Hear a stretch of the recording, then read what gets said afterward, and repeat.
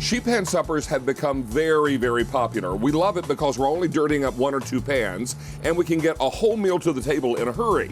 So today I'm gonna show you how to make my sheet pan loaded baked potato mac and cheese, and it's really super simple.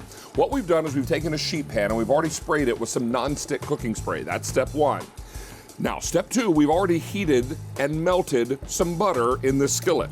Now to that, I'm going to add some all-purpose flour. And it's sort of like we're building a roux here, but not quite exactly. You're not gonna let it cook quite as long because we're gonna add in all the other ingredients.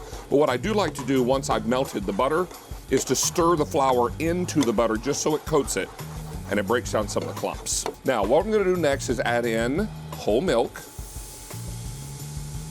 and give this a nice stir.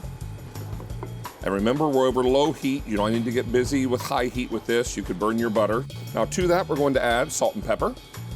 And one thing I love with mac and cheese is mustard. A little Dijon adds a really nice tang to this. And then some sour cream. Sour cream is always great because this adds a little tang to the dish, not to mention helps to make it extra creamy. We give this just a little stir before we incorporate the cheese, because what we want to do is to start to break down some of that sour cream so it melts pretty quickly into the mixture. Always helps if you measure out your ingredients ahead of time and let them come slightly to room temperature.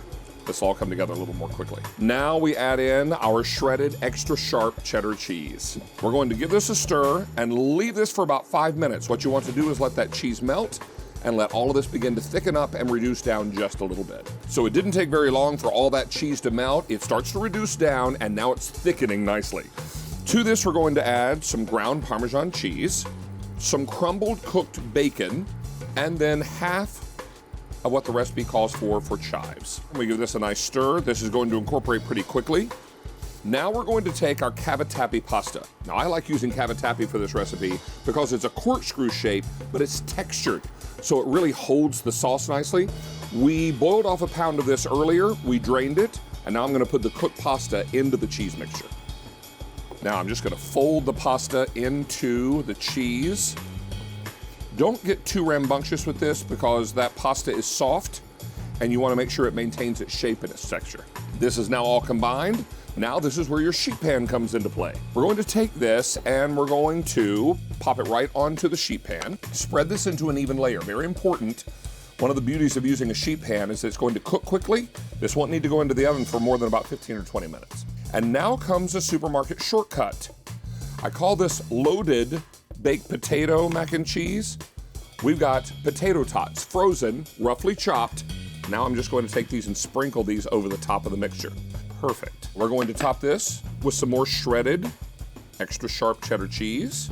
Now, this is gonna go into a 350 oven for about 15 to 20 minutes until the potatoes are golden brown and the cheese is all bubbly, and then we'll do our final garnish and dig in. So right out of the oven, bubbly and brown and perfect.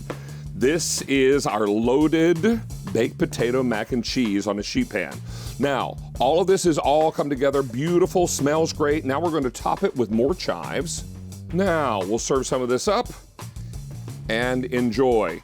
If you are looking for great ideas in the kitchen, always check out Have Homemade because we're using supermarket shortcuts to get meals on the table in no time at all.